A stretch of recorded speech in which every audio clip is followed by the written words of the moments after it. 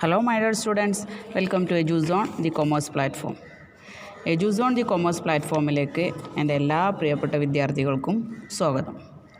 ഇന്ന് നമ്മൾ ഡിസ്കസ് ചെയ്യാൻ പോകുന്നത് +1 ബിസിനസ് സ്റ്റഡീസിലെ 4th ചാപ്റ്ററായ ബിസിനസ് സർവീസസ്, ബിസിനസ് സേവനങ്ങളെക്കുറിച്ചിട്ടാണ് നമ്മൾ പറയാൻ പോകുന്നത്. ഗുഡ്സ് നമുക്കറിയാം അല്ലേ, സേവനം എന്തൊക്കെയാണ്, എന്താണ് സേവനം, സർവീസ് എന്താണെന്നാണ് നമ്മൾ ഇവിടെ പഠിക്കാൻ പോകുന്നത്. ബിസിനസ്സിന് കൊടുക്കേണ്ട സേവനങ്ങൾ, ബിസിനസ്സിൻ്റെ വർക്കിങ്ങിൽ വരുന്ന സേവനങ്ങളെക്കുറിച്ചിട്ടാണ് നമ്മൾ ഇന്നത്തെ ചാപ്റ്ററിൽ ഡിസ്കസ് ചെയ്യുന്നത്. Okay, what you mean by service? സേവനം എന്താണ്? Services are identifiable and intangible activities which provide satisfaction of wants and are not necessarily linked to the sale of a product or another service. അതായത് ആവശ്യം നിറവേറ്റുന്നതിന് വേണ്ടി തിരിച്ചറിയപ്പെട്ട, എന്താണ് തിരിച്ചറിയാം, പക്ഷേ അദൃശ്യമായ പ്രവർത്തനമാണ് സേവനം. അദൃശ്യമായ ഇൻടാഞ്ചിബിളാണ് പ്രവർത്തനമാണ് സേവനം. പക്ഷേ ഈ സേവനം എന്ന പ്രവർത്തനം ഉൽപ്പന്നങ്ങളുടെ വിൽപ്പനയുമായോ മറ്റു സേവനമായോ ബന്ധപ്പെടുത്താൻ കഴിയില്ല. അതായത് അതൊരിക്കലും linked to the sale of a product or another service. Okay, service are intangible and identifiable ആക്ടിവിറ്റിയാണ്. ഓക്കെ, അപ്പോൾ ഇനി നമുക്കിതിൻ്റെ ഫീച്ചേഴ്സ് എന്തൊക്കെയാണെന്ന് പറയാം. ഫസ്റ്റ് വൺ, ഇൻടാഞ്ചിബിലിറ്റി, അദൃശ്യമാണ്. അതായത് service are intangible. Okay, it cannot be touched or seen. Service അദൃശ്യമാണ്. It cannot be touched or seen, തൊടാനോ കാണാനോ ഒന്നും പറ്റില്ല. സെക്കൻഡ് പോയിൻ്റ് എന്ന് പറയുന്നത് ഇൻകൺസിസ്റ്റൻറ്റി, സുസ്ഥിരതയില്ലായ്മ, ഒരു സ്ഥിരത ഇല്ല. Service are provided depending upon the demands and expectation of different customers. There is no consistency in providing a service. സേവനം പ്രദാനം ചെയ്യുന്നത് വ്യത്യസ്ത ഇടപാടുകാരുടെ ആവശ്യങ്ങളും പ്രതീക്ഷകളും നിറവേറ്റുന്നതിനാണ്. അതിനൊരു പ്രത്യേക ഒരു സ്ഥിരത ഇല്ല. അതാണ് അടുത്തൊരു ഫീച്ചർ. ദെൻ തേർഡ് പോയിൻ്റ് എന്ന് പറയുന്നത് ഇൻസെപ്പറബിലിറ്റി, വേർതിരിക്കാൻ പറ്റില്ല. Services are produced and consumed simultaneously. There are inseparable. In case of goods, production take place at the time of consumption at another time. അതായത് സേവനങ്ങളുടെ ഉൽപ്പാദന ഉപയോഗവും ഒരുമിച്ച് നടക്കുകയാണ്. അതായത് രണ്ടിനെയും വേർതിരിക്കാനാവില്ല. ഓക്കെ, ഒരു ഡോക്ടർ രോഗിയെ പരിശോധിക്കുമ്പോൾ സേവനം ഉൽപ്പാദിപ്പിക്കപ്പെടും, അപ്പോൾ തന്നെ രോഗി അത് അനുഭവിച്ചറിയുകയും ചെയ്യും. രണ്ടും ഒരുമിച്ച് നടക്കുകയാണ്, ഇൻസെപ്പറബിളാണ്, വേർതിരിക്കാൻ പറ്റില്ല. Then third point, inventory, stock ചെയ്യാൻ പറ്റില്ല. നമുക്കറിയാം അല്ലേ, സ്റ്റോക്ക് ചെയ്യാൻ പറ്റില്ല. There are no tangible components in service. Tangible ഇല്ല. They cannot be stored for future use. ഭാവിയിലെ ആവശ്യത്തിന് വേണ്ടി സ്റ്റോർ ചെയ്യാൻ പറ്റില്ല. ദെൻ ഫിഫ്ത്ത് പോയിൻറ്റ്, ഇൻവോൾവ്മെൻറ്റ്, പങ്കാളിത്തം. അതായത് service is the participation of customer in the service delivery process. അതായത് സേവനം നൽകുന്ന പ്രക്രിയയിൽ ഉപഭോക്താവിൻ്റെ പങ്കെടുക്കൽ എന്നതൊരു സവിശേഷ വസ്തുതയാണ്. ഒരു ഡോക്ടർ രോഗിയെ പരിശോധിക്കാൻ രണ്ടാളുണ്ടായിരിക്കണം. ഓക്കെ, പങ്കാളിത്തം ഉണ്ടാവും, ഇൻവോൾവ്മെൻറ്റ് ഉണ്ടാവും. അപ്പോൾ ഏതൊക്കെയായിരുന്നു ഫീച്ചേഴ്സ് എന്ന് പറയുന്നത്? Intangibility, inconsistency, then inseparability, then inventory, and last one involvement. Goods നമുക്ക് എന്താണെന്നറിയാം, സർവീസ് നമ്മളിപ്പോൾ പഠിച്ചു. അപ്പോൾ ഇനി നമ്മൾ ഗുഡ്സ് സർവീസ് തമ്മിലുള്ള ഡിഫറൻസ് ആണ് അടുത്തത് പറയാൻ പോകുന്നത്. Difference between goods and service. അതിലെ ബേസ് നോക്കുമ്പോൾ, പോയിൻ്റ് ഓഫ് ഡിഫറൻസ് നോക്കുമ്പോൾ, ഫസ്റ്റ് മീനിങ്, ഫിസിക്കൽ ഒബ്ജക്റ്റാണ് ഗുഡ്സ് എന്ന് പറയുന്നത്. സർവീസോ ആൻഡ് ആക്ടിവിറ്റി, ഒരു പ്രോസസ്സാണ് സർവീസ്. ദെൻ ടാഞ്ചിബിളിൻ്റെ ബേസ് നോക്കുകയാണെങ്കിൽ ഗുഡ്സ് ടാഞ്ചിബിളാണ്, സർവീസ് ഇൻടാഞ്ചിബിളാണ്. ഓക്കെ, ദെൻ ഇൻസെപ്പറബിലിറ്റി, അതായത് separation of production and consumption. പ്രൊഡക്ഷനും കൺസംഷനും രണ്ടും സെപ്പറേറ്റ് ചെയ്യാൻ പറ്റും. അതേസമയം സർവീസോ അതിൻ്റെ ഫീച്ചറിൽ തന്നെ പറയേണ്ടത് inseparability. Okay, then inventory, goods നമുക്ക് സ്റ്റോക്ക് ചെയ്യാൻ പറ്റും, can be stock, but service cannot be kept in stock. Stock ചെയ്യാൻ പറ്റില്ല നമുക്ക് സർവീസ്, അതൊരു ഡിഫറെൻ്റ് ആണ്. Then involvement, the involvement of both the product and consumer is not necessary. രണ്ടാളും ആവശ്യമില്ല, ഏതെങ്കിലും ഒരാൾ ഉണ്ടായാൽ മതി. പക്ഷേ സർവീസിൻ്റെ ബേസിൽ participation of both service provided and consumer is necessary. Then transferability, ownership transfer ചെയ്യാം. അതേസമയം ഗുഡ്സ് ആണെങ്കിൽ ഓണർഷിപ്പ്, ഉടമസ്ഥതാവകാശം ട്രാൻസ്ഫർ ചെയ്യാം. അതേസമയം സർവീസിൽ ഒരിക്കലും ഓണർഷിപ്പ് ട്രാൻസ്ഫർ ചെയ്യാൻ പറ്റില്ല. ഇതൊക്കെയാണ് ഗുഡ്സ് ആൻഡ് സർവീസസിൻ്റെ ഡിഫറൻസ്. ഓക്കെ, അടുത്തത് നമ്മൾ പറയാൻ പോകുന്നത് ഡിഫറെൻറ്റ് ടൈപ്സ് ഓഫ് സർവീസിനെ കുറിച്ചിട്ടാണ്. സർവീസ് വിവിധ തരം സർവീസുകളുണ്ട്. അതിൽ first one business service, second social service and last one personal service. Business service എന്ന് പറയുന്നത് യൂസ്ഡ് ബൈ ബിസിനസ് ഫേമുകളാണ്, അവർക്ക് വേണ്ടിയിട്ടുള്ള സേവനങ്ങളാണ് ബിസിനസ് സർവീസ്. അതിന് എക്സാമ്പിളാണ് banking, insurance, warehousing, transportation and communication. ഓരോ ഭാഗങ്ങളും ഓരോ സർവീസും നമുക്ക് ഡീറ്റെയിൽ ആയിട്ട് നമുക്ക് ഈ ചാപ്റ്ററിൽ പഠിക്കാനുണ്ട്. Okay, then social service means these are provided voluntarily for the welfare of weaker section. വീക്കറായിട്ടുള്ള, അതായത് അത്രയും ശേഷി കുറഞ്ഞ ആളുകൾക്ക് വേണ്ടിയിട്ടുള്ള ഒരു സേവനമാണ് സോഷ്യൽ സർവീസ് എന്ന് പറയുന്നത്. ഓക്കെ, സാമൂഹിക ലക്ഷ്യം നേടുന്നതിന് സ്വമേധയാ ചെയ്യുന്ന സേവനങ്ങളാണ് social service. Then personal service, വ്യക്തിഗത സേവനം. Service provide to individuals by tailor, beauty parlour, salons etcetera. അതായത് വ്യത്യസ്ത ഉപഭോക്താക്കൾ വ്യത്യസ്തമായ രീതിയിൽ അനുഭവിക്കുന്ന സേവനങ്ങളാണ് വ്യക്തിഗത സേവനങ്ങൾ പറയുന്നത്. അവയുടെ സ്വഭാവത്തിനനുസരിച്ച് ഒരു സ്ഥിരത ഉണ്ടായിക്കൊള്ളണമെന്നില്ല. ഉപഭോക്താക്കളുടെ ടേസ്റ്റിനനുസരിച്ച് അവ വ്യത്യാസപ്പെട്ടിരിക്കും. ഓക്കെ, അപ്പോൾ 3 ടൈപ്സ് സർവീസാണ് നമ്മുടെ ഇവിടെ പറഞ്ഞത്. Business service, social service and personal service. നമുക്കിവിടെ ഈ ചാപ്റ്ററിൽ പഠിക്കാനുള്ളത് ബിസിനസ് സർവീസാണ്. നമ്മുടെ ചാപ്റ്ററിൻ്റെ ഹെഡിങ് എന്നതാണ് അല്ലേ, business service means those service which are used by business organization for conducting their business activities. അതായത് ബിസിനസ് ആക്ടിവിറ്റി കണ്ടക്ട് ചെയ്യാൻ ആവശ്യമായ സർവീസുകളാണ്. Support daily operations of enterprise. Business service is the support daily operations of enterprise. ബിസിനസ്സിൻ്റെ daily ഓപ്പറേഷനെ സഹായിക്കുന്ന, support ചെയ്യുന്ന ഫങ്ഷൻസാണ് business service. ബിസിനസ്സിൻ്റെ ഫസ്റ്റ് സർവീസ് എന്ന് പറയുന്നത് നമ്മളിവിടെ പഠിക്കാൻ പോകുന്നത് ബാങ്കിങ് സർവീസിനെ കുറിച്ചിട്ടാണ്. ഒന്നാമത്തെ service banking. What you mean by banking? Anybody know? Okay, ഞാനിവിടെ പറയാം. ബാങ്കിങ്ങിനൊരു ഡെഫിനിഷൻ തന്നെ നമുക്കിവിടെ പറയാം.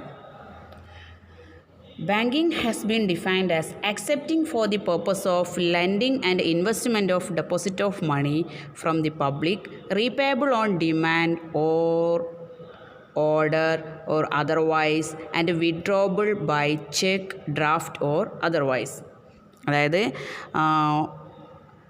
വായ്പ നൽകുന്നതിനും നിക്ഷേപിക്കുന്നതിനുമായി പൊതുജനങ്ങളിൽ നിന്ന് ആവശ്യപ്പെടുമ്പോഴോ മറ്റു തരത്തിലോ തിരിച്ചു നൽകാമെന്നും ചെക്കായോ ഡ്രാഫ്റ്റായോ ഓർഡറായോ മറ്റു വിധത്തിലോ പിൻവലിക്കാമെന്നുമുള്ള വ്യവസ്ഥയിൽ നിക്ഷേപങ്ങൾ സ്വീകരിക്കലാണ് banking.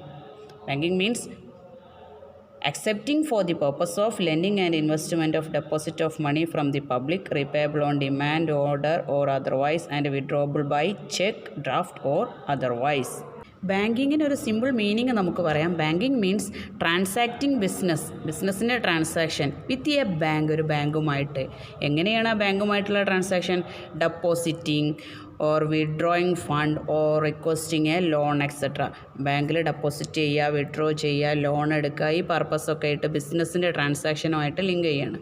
Okay, banking means transaction business with a bank, depositing or withdrawing fund or requesting loan etc. There are mainly 4 or 5 types of banks: central bank, commercial bank, development bank, specialized bank and cooperative bank. Central bank, commercial bank, development banks, specialized bank and cooperative bank. നമുക്കിവിടെ പഠിക്കാനുള്ളത് commercial ബാങ്കിനെ കുറിച്ചിട്ടാണ്. Okay, commercial ബാങ്കിനെ കുറിച്ചിട്ടാണ് നമുക്ക് ഈ ചാപ്റ്ററിൽ പഠിക്കാനുള്ളത്. കൊമേഴ്ഷ്യൽ ബാങ്ക് എന്താണെന്നും കൊമേഴ്ഷ്യൽ ബാങ്കിൻ്റെ ഫങ്ഷൻസ് എന്തൊക്കെയാണെന്നൊക്കെയാണ് നമുക്ക് ഈ ചാപ്റ്ററിൽ പഠിക്കാനുള്ളത്. അതിന് മുമ്പ് ജസ്റ്റ് നമുക്ക് ഓരോ ബാങ്കിനെ കുറിച്ചിട്ടൊന്ന് പറയാം. ഫസ്റ്റ് കോപ്പറേറ്റീവ് ബാങ്ക് പറഞ്ഞാൽ കോപ്പറേറ്റീവ് സൊസൈറ്റിയിലൂടെ സംഘടിപ്പിക്കപ്പെട്ട ബാങ്കുകളാണ്. ആക്ട് പ്രകാരം ഉണ്ടാക്കിയ ബാങ്കുകളാണ് cooperative bank.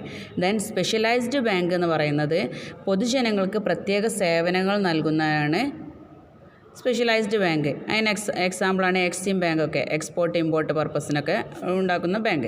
Then central bank നമുക്കെല്ലാവർക്കും അറിയുന്നതാണ്, ഒരു രാജ്യത്തിൻ്റെ പ്രധാന ബാങ്കേഴ്സ് ബാങ്ക് എന്നൊക്കെ അറിയപ്പെടുന്നതാണ് സെൻട്രൽ ബാങ്ക്. രാജ്യത്തിൻ്റെ എല്ലാ വാണിജ്യ ഇടപാടുകളും മേൽനോട്ടം വഹിക്കുന്ന, അവയെ നയിക്കുന്ന, കൺട്രോൾ ചെയ്യുന്ന ഒരു ബാങ്കാണ് സെൻട്രൽ ബാങ്ക്. ഇനി നമുക്ക് കൊമേഴ്സ്യൽ ബാങ്കിനെ കുറിച്ചിട്ട് പറയാം. കൊമേഴ്ഷ്യൽ ബാങ്ക് എന്ന് പറയുന്നത് banks are institutions dealing in money and credit. These are governed by Indian banking regulation act 1949. അതായത് പണവും വായ്പയും കൈകാര്യം ചെയ്യുന്ന സ്ഥാപനങ്ങളാണ് വാണിജ്യ ബാങ്ക്. 1949 ഇന്ത്യൻ ബാങ്കിങ് റെഗുലേഷൻ ആക്ട് പ്രകാരമാണ് ഇവ കൺട്രോൾ ചെയ്യുന്നത്. ഓക്കെ, പബ്ലിക് സെക്ടർ ബാങ്കും ഉണ്ട്, പ്രൈവറ്റ് സെക്ടർ ബാങ്കും ഉണ്ട്. കൊമേഴ്ഷ്യൽ ബാങ്ക് 2 ടൈപ്സ് ആണ്, പൊതുമേഖലാ ബാങ്കുകളും സ്വകാര്യ മേഖല ബാങ്കുകളും രണ്ടായിട്ട് ക്ലാസിഫൈ ചെയ്യാം. ഓക്കെ, ഇനി നമുക്ക് ഫങ്ഷൻസ് ഓഫ് ബാങ്കിങ്. കൊമേഴ്ഷ്യൽ ബാങ്കിൻ്റെ ഫങ്ഷനുകളെ കുറിച്ചിട്ടാണ് നമ്മൾ പറയാൻ പോകുന്നത്. വാണിജ്യ ബാങ്കുകളുടെ പ്രവർത്തനങ്ങൾ എന്തൊക്കെയാണ്? കൊമേഴ്ഷ്യൽ ബാങ്ക് എന്ന് പറയുന്നത് വാണിജ്യ ബാങ്കുകളാണ്. വാണിജ്യ ബാങ്കിൻ്റെ പ്രധാന പ്രവർത്തനങ്ങളെ കുറിച്ചിട്ടാണ് നമ്മളിവിടെ ഡിസ്കസ് ചെയ്യുന്നത്. There are mainly 2 functions in commercial bank. First one, primary function. Second one, secondary function. Primary function again classified into 2: accepting deposit and lending or granting loans and advances. Then secondary function classified into 2: agency function and general utility function. Okay, commercial ബാങ്കിനെ രണ്ടായിട്ട് classify ചെയ്തു. അവരുടെ function primary ഫംഗ്ഷനും ഉണ്ട്, secondary ഫംഗ്ഷനും ഉണ്ട്. Primary function accepting deposit, നിക്ഷേപങ്ങൾ സ്വീകരിക്കുകയും പണം വായ്പ നൽകുകയും, ഗ്രാൻഡിങ് ലോൺ ആണ്. ദെൻ സെക്കൻഡറി ദ്വിതീയ ഫംഗ്ഷനിൽ പെടുന്നത് ഏജൻസി പ്രവർത്തനങ്ങളും പിന്നെ ജനറൽ യൂട്ടിലിറ്റി ഫംഗ്ഷൻ, പൊതു ഉപയുക്തതാ സേവനങ്ങളുമാണ് സെക്കൻഡറി ഫംഗ്ഷനിൽ വരുന്നത്. ഇനി ഓരോന്നും നമുക്ക് ഡിസ്കസ് ചെയ്യാം. Primary functions of commercial bank. Commercial ബാങ്കിൻ്റെ പ്രൈമറി ഫങ്ഷൻ എന്ന് പറയുന്നത് ആക്സെപ്റ്റിംഗ് ഡെപ്പോസിറ്റ് ആൻഡ് ലെൻഡിങ് മണിയാണ്. അതായത് നിക്ഷേപം സ്വീകരിക്കുക, പണം ലോണായിട്ട് കൊടുക്കുക, കണം കൊടുക്കുക. ഓക്കെ, ഫസ്റ്റ് ആക്സെപ്റ്റിംഗ് ഡെപ്പോസിറ്റ് തന്നെ നമുക്കറിയാം അല്ലേ, പണം സ്വീകരിക്കണം, ഡെപ്പോസിറ്റ് ചെയ്യുകയാണ്. ഓരോ ബാങ്കിൻ്റെ ഇമ്പോർട്ടൻ്റ് ഫങ്ഷനാണ് accepting deposit or accounts classified into 4: current account, saving account, recurring deposit account and fixed deposit account. അതായത് പ്രധാനപ്പെട്ട 4 തരംതിരിച്ചിട്ടുണ്ട് അക്കൗണ്ടുകളെ. Current account, saving account, recurring deposit account and fixed deposit account. Okay, first one, current account or demand deposit. The current account are usually open by businessman. Current account open ചെയ്യൽ ബിസിനസ്സുകാരാണ്. Under this account there is no restrictions regarding the number and amount of deposited and withdrawals that can be made in a day. അതായത് ഒരു ദിവസം എത്ര പ്രാവശ്യം വേണമെങ്കിലും deposit ചെയ്യാം, അതിനൊരു റെസ്ട്രിക്ഷൻസും ഇല്ല. എത്ര പ്രാവശ്യം വേണമെങ്കിലും വിഡ്രോ ചെയ്യാം, നോ റെസ്ട്രിക്ഷൻസ്. ഓക്കെ, ബിസിനസ്മാന് വേണ്ടിയിട്ടാണ് ഈ അക്കൗണ്ട് പ്രിപ്പയർ ചെയ്തത്. As the deposit it is repayable on demand. എപ്പോഴാണോ കറൻറ്റ് അക്കൗണ്ട് ഹോൾഡർ ക്യാഷ് ആവശ്യപ്പെടുന്ന ആ സമയത്ത് അവർക്ക് തിരിച്ചു കൊടുക്കണം. അതുകൊണ്ട് തന്നെ current deposit are also known as demand deposit. Okay, cheque വഴിയാണ് കറൻറ്റ് അക്കൗണ്ട് ഏറെ ക്യാഷ് നമുക്ക് വിഡ്രോ ചെയ്യാൻ പറ്റും. ഓവർ ഡ്രാഫ്റ്റ് ഫെസിലിറ്റി ഉണ്ട്. No interest is payable on money deposit in the current account.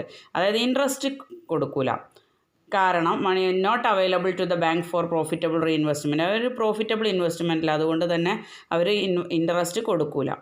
അപ്പം അൺലിമിറ്റഡ് ഡെപ്പോസിറ്റാണ്, ലോ എമൗണ്ടാണ്, അൺലിമിറ്റഡ് ഫ്രീ ക്യാഷാണ്, ഓവർ ഡ്രാഫ്റ്റ് ഫെസിലിറ്റി, ഇതെല്ലാം ഉള്ളത് ഏതിനാണ്? Current account. രണ്ടാമത്തെ ഡെപ്പോസിറ്റ് എന്ന് പറയുന്നത് recurring deposit is a special kind of term deposit offered by bank which help people with regular income to deposit.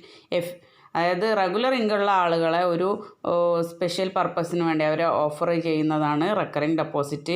A fixed amount every month or every day into their recurring deposit account.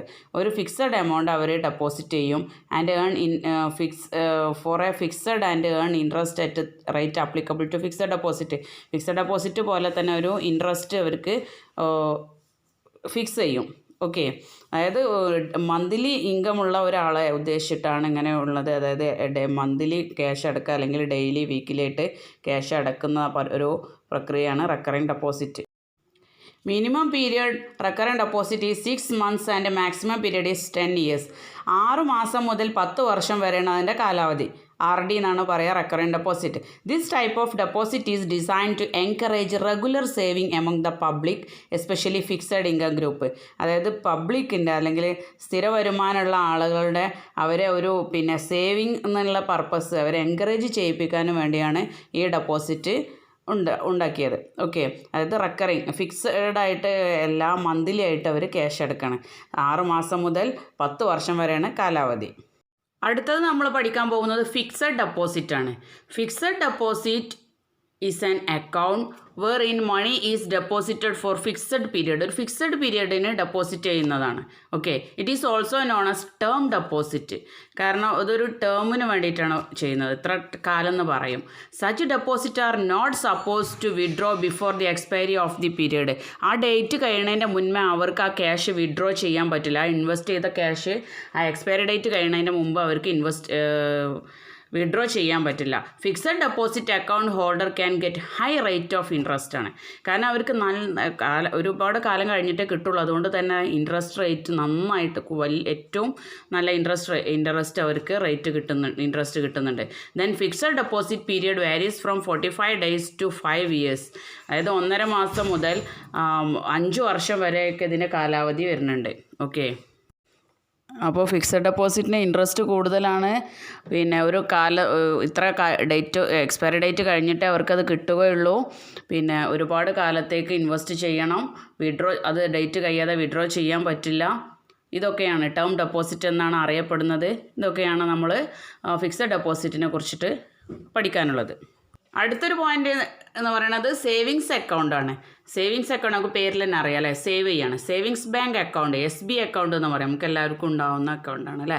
Savings account are usually operated by individuals. ഒരു വ്യക്തികളാണ് അത് operate ചെയ്യുന്നത്. In case of savings bank account customer can deposit any amount of money at any number of times. എത്ര cash വേണമെങ്കിലും എത്ര പ്രാവശ്യം വേണമെങ്കിലും deposit ചെയ്യാം SB അക്കൗണ്ടിൽ. But the number and the amount of withdrawals are restricted. Cash തിരിച്ച് withdraw ചെയ്യണമെങ്കിൽ നമുക്കതിനൊരു restrictions ഉണ്ട്. ഒരു ദിവസം ഇത്ര പ്രാവശ്യം വിഡ്രോ ചെയ്യാൻ പാടുള്ളൂ. അതേസമയം ഡെപ്പോസിറ്റ് ചെയ്യാൻ എത്ര പ്രാവശ്യം വേണമെങ്കിലും ഡെപ്പോസിറ്റ് ചെയ്യാം. The rate of interest paid on the savings account is lower than the fixed deposit. Fixed ഡെപ്പോസിറ്റിനേക്കാളും കുറഞ്ഞ റേറ്റിലാണ് ഇൻട്രസ്റ്റ് കിട്ടുകയുള്ളൂ. At present, bank allow 3.5% interest to savings bank account holder. ഇപ്പോൾ നിലവിൽ 3.5% SB അക്കൗണ്ടിന് ഇൻട്രസ്റ്റ് കൊടുക്കുന്നത് പല ബാങ്കുകളും. ഓക്കെ, അപ്പോൾ SB അക്കൗണ്ട് എന്ന് പറയുന്നത് സേവിങ്സ് അക്കൗണ്ടാണ്. സേവ് ചെയ്യാന്നുള്ള പർപ്പസിലാണ്. അത് ഇൻഡിവിജ്വൽസ് വ്യക്തികളാണ് ഓപ്പൺ ചെയ്യുന്നത്. എത്ര പ്രാവശ്യം വേണമെങ്കിലും ഡെപ്പോസിറ്റ് ചെയ്യാം, പക്ഷേ വിഡ്രോ ചെയ്യാൻ റെസ്ട്രിക്ഷൻസ് ഉണ്ട്. കുറഞ്ഞ എമൗണ്ട് ഇൻട്രസ്റ്റാണ് അവർക്ക് കിട്ടുകയുള്ളൂ. ഓക്കെ, ബാങ്കിൻ്റെ പ്രൈമറി ഫംഗ്ഷനിൽ രണ്ടാമത്തെ ഫംഗ്ഷൻ എന്ന് പറയുന്നത് ലെൻഡിങ് മണി, ക്യാഷ് കൊടുക്കാം. അതായത് second major functions of commercial bank is to provide loan and advance out of the money received through various types of deposit. ഓരോ ടൈപ്പ് ഡെപ്പോസിറ്റിനും ലോൺ ഫെസിലിറ്റി കൊടുക്കണം. The bank advance loans at high rate of interest than what it's allow on deposit. ഡെപ്പോസിറ്റിനേക്കാളും കൂടുതൽ amount interest ആണ് അവർ വാങ്ങുന്നത്. The difference between 2 rates of interest is the profit of the bank. അതായത് deposit ചെയ്യുന്നവർക്ക് അവർ bank കൊടുക്കുന്ന interest റേറ്റിനേക്കാളും കൂടുതൽ റേറ്റാണ് ലോണായിട്ട് കൊടുക്കുന്ന ക്യാഷിന് അവർ ഇൻട്രസ്റ്റ് വാങ്ങുന്നത്. ഓക്കെ, അങ്ങനെ ചെയ്യാൻ കാരണം ഈ ഡെപ്പോസിറ്റിന് കൊടുക്കുന്ന ഇൻട്രസ്റ്റ് എത്രയാണോ ലോണിന് വാങ്ങുന്ന ഇൻട്രസ്റ്റ് എത്രയാണോ ഇത് രണ്ടിൻ്റെയും തമ്മിലുള്ള ഡിഫറൻസ്, അതാണ് ബാങ്കിൻ്റെ profit. Okay, the difference between the 2 rates interest is the profit of the bank. ഈ ലോൺസ് അഡ്വാൻസ് എന്ന് പറയുന്നത് അവർ കൊടുക്കുന്ന ഓവർ ഡ്രാഫ്റ്റ് ഫെസിലിറ്റിയാണ്, ക്യാഷ് ക്രെഡിറ്റ് ആണ്, discounting trade bill, term loan and other miscellaneous advances. ഇതൊക്കെയാണ് ലോൺസ് ആൻഡ് അഡ്വാൻസിൽ വരുന്നത്. ഓക്കെ, അപ്പോൾ പ്രൈമറി ഫംഗ്ഷൻ എന്ന് പറയുന്നത് accepting deposit and lending money. ബാങ്കിൻ്റെ രണ്ടാമത്തെ ഫംഗ്ഷൻ എന്ന് പറയുന്നത് secondary function, agency services and general utility service. Bank as an agent എന്ന രീതിയിൽ വർക്ക് ചെയ്യുന്നത്. Bank act as an agent its customer for various services. ഏതൊക്കെയാണെന്ന് വെച്ചാൽ collecting bill, draft, cheque etcetera. Bill collect ചെയ്യുക, paying the insurance premium, rent, loan instalment ഒക്കെ അടക്കുക. Working as a representative of customer for purchasing, redeem securities, stock എക്സ്ചേഞ്ചിലൊക്കെ ഒരു റെപ്രസെൻറ്റേറ്റീവായിട്ട് work ചെയ്യുക. Then acting as an executive administrator, trustee of the estate of customer, ഒരു trustee ആയിട്ട് work ചെയ്യുക. Also preparing income tax returns, claiming tax refund, tax കാര്യങ്ങൾക്കൊക്കെ നമ്മളെ സഹായിക്കുക. ഇതൊക്കെ നമ്മുടെ ബാങ്കിൻ്റെ ഏജൻസി സർവീസാണ്. ഇനി bank act as a general utility service. There are several general utility service that commercial bank offer. Commercial bank ഒരുപാട് ജനറൽ യൂട്ടിലിറ്റി സർവീസ് പ്രൊവൈഡ് ചെയ്യുന്നുണ്ട്. First one issuing traveller cheque issue ചെയ്യുക, offering locker facility for keeping valuable safe custody, locker facility available ചെയ്ത് കൊടുക്കുക. Issue debit card and credit കാർഡൊക്കെ, debit card credit കാർഡൊക്കെ issue ചെയ്യുക. ഇതൊക്കെ commercial ബാങ്കുകളുടെ secondary ഫംഗ്ഷനിൽ പെടുന്ന ജനറൽ യൂട്ടിലിറ്റി സർവീസാണ്. ഓക്കെ, അപ്പോൾ സെക്കൻഡറി ഫംഗ്ഷനിൽ മെയിനായിട്ട് ഏജൻസി സർവീസും ജനറൽ യൂട്ടിലിറ്റി സർവീസുമാണ് ഉൾപ്പെടുന്നത്. അപ്പോൾ നമ്മൾ ഇതുവരെ പഠിച്ചത് ഫങ്ഷൻസ് ഓഫ് ബാങ്കിങ് ആണ്. ബാങ്കിങ്ങിൻ്റെ ഫങ്ഷൻസ് ഏതൊക്കെയായിരുന്നു? പ്രൈമറി ഉണ്ട്, സെക്കൻഡറി ഉണ്ട്. Primary function accepting deposit and lending money. Secondary function എന്ന് പറഞ്ഞാൽ agency service and general utility service. Okay, ഇതൊക്കെ ആയിരുന്നു ബാങ്കിങ്ങിൻ്റെ ഫങ്ഷൻസ്. ഇനി നമുക്ക് ഇ ബാങ്കിങ്, ഇലക്ട്രോണിക് ബാങ്കിങ്ങിനെ കുറിച്ചിട്ടാണ് അടുത്തത് നമ്മൾ പറയാൻ പോകുന്നത്. E banking, electronic banking. What do you mean by electronic banking? E-banking is a blanket term used to indicate a process through which a customer is allowed to carry out personal or commercial banking transactions using electronic and telecommunication network. Electronic telecommunication network ഉപയോഗിച്ച് വ്യക്തിഗതമായിട്ട് അല്ലെങ്കിൽ വാണിജ്യ banking ഇടപാടുകൾ നടത്താൻ ഒരു ഉപഭോക്താവിനെ അനുവദിക്കുന്ന ഒരു പ്രക്രിയയെ സൂചിപ്പിക്കുന്നതിന് ഉപയോഗിക്കുന്ന ഒരു ബ്ലാങ്കറ്റാണ് ഇ ബാങ്കിങ്. അതായത് ഇലക്ട്രോണിക് ടെലികമ്മ്യൂണിക്കേഷൻ നെറ്റ്വർക്ക് ഉപയോഗിച്ച് ബാങ്കിങ് ട്രാൻസാക്ഷൻ നടത്തുകയാണ്, ഇലക്ട്രോണിക്കായിട്ട് ബാങ്കിങ് ട്രാൻസാക്ഷൻ നടത്തുകയാണ്. That is e banking. അടുത്തത് benefit of e banking. E ബാങ്കിങ്ങിൻ്റെ ഗുണങ്ങൾ: it enable digital payment with encourage transparency. Then 24/7 access to the bank account. 24 മണിക്കൂറും 7 ദിവസം 24 മണിക്കൂർ, അതായത് 24 മണിക്കൂർ ഫുൾ ടൈം വർക്കിംഗ് ആണ്.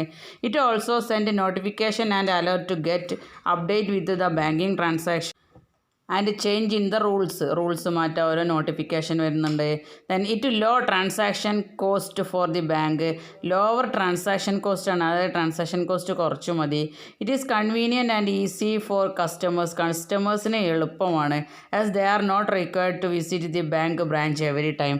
ഓരോ ടൈമിലും ബാങ്കിൻ്റെ ബ്രാഞ്ചിൽ ഇങ്ങനെ കയറേണ്ട ആവശ്യമില്ല. അയാൾക്ക് പെട്ടെന്ന് കാര്യങ്ങൾ കൈകാര്യം ചെയ്യാൻ കഴിയും. ബാങ്കിലേക്ക് പോവാതെ തന്നെ ബാങ്കിൻ്റെ ട്രാൻസാക്ഷൻസ് ഒക്കെ നടത്താൻ കഴിയുന്നത് ഈ ബാങ്കിങ് മുഖേനയാണ്. അതൊക്കെയാണ് അതിൻ്റെ മെറിറ്റ്സ് ആയിട്ട് പറയുന്നത്. ഒന്നുകൂടി പറയാം, ഇ ബാങ്കിങ്ങിൻ്റെ പ്രയോജനങ്ങൾ: ഡിജിറ്റൽ പേയ്മെൻറ്റുകൾ പ്രവർത്തനക്ഷമമാക്കുന്നത്, സുതാര്യതയെ പ്രോത്സാഹിപ്പിക്കുന്നു, ബാങ്ക് അക്കൗണ്ടിലേക്ക് 24/7 ആക്സസ് അനുവദിക്കുന്നു, അതായത് ഫുൾ ടൈം ആക്സസ് ഉണ്ട്. ബാങ്കിങ് ഇടപാടുകൾ നിയമങ്ങളിലെ മാറ്റങ്ങൾ അപ്ഡേറ്റ് ചെയ്യുന്നതിന് ഇത് അറിയിപ്പ്, അലർട്ട്, നോട്ടിഫിക്കേഷൻ കൊടുക്കും. പിന്നെ ബാങ്കുകളുടെ ഇടപാടിൻ്റെ ചെലവ് കുറക്കും. ഉപഭോക്താക്കൾക്ക് സൗകര്യപ്രദവും എളുപ്പവുമായി, കാരണം അവർ ഓരോ തവണയും ബാങ്കിലേക്ക് പോവേണ്ട ആവശ്യമില്ല. അവരുടെ ട്രാൻസാക്ഷൻ ഗൂഗിൾ വഴിയോ ഇ പേയ്മെൻറ്റ് വഴി നടത്താം. അപ്പോൾ ഇന്നത്തെ ഈ വീഡിയോയിൽ നമ്മൾ ഡിസ്കസ് ചെയ്തത് ബിസിനസ് സർവീസിനെ കുറിച്ചിട്ടാണ്. ഈ ചാപ്റ്ററിൽ ഡിസ്കസ് ചെയ്തത് ബിസിനസ് സർവീസ് പറയുന്നതിൻ്റെ മുമ്പ് നമ്മൾ സർവീസ് എന്താണ്, ഗുഡ്സ് എന്താണ്, സർവീസും ഗുഡ്സും തമ്മിലുള്ള ഡിഫറൻസ് പറഞ്ഞു. പിന്നെ ബിസിനസ്സിൻ്റെ ടൈപ്സ് ഓഫ് സർവീസുകൾ പറഞ്ഞു, ടൈപ്സ് ഓഫ് ബാങ്ക് പറഞ്ഞു. ബാങ്കിങ്ങിൻ്റെ കൊമേഴ്ഷ്യൽ ബാങ്കിൻ്റെ ഫങ്ഷൻസ് ആണ് നമ്മൾ ഈ ചാപ്റ്ററിൽ എടുത്തത്. ഈ വീഡിയോയിൽ എല്ലാവരും നന്നായിട്ട് കേൾക്കുക, നന്നായിട്ട് പഠിക്കുക. ഓക്കെ, നെക്സ്റ്റ് വീഡിയോയിൽ ബിസിനസ് സർവീസിൻ്റെ രണ്ടാമത്തെ സർവീസായ ബാങ്കിങ് കഴിഞ്ഞു, രണ്ടാമത്തത് ഇൻഷുറൻസ് ആണ്. ഇൻഷുറൻസിനെ കുറിച്ചിട്ടുള്ള വീഡിയോ ആണ് അടുത്ത നമ്മുടെ video. Okay, all the best. Thank you.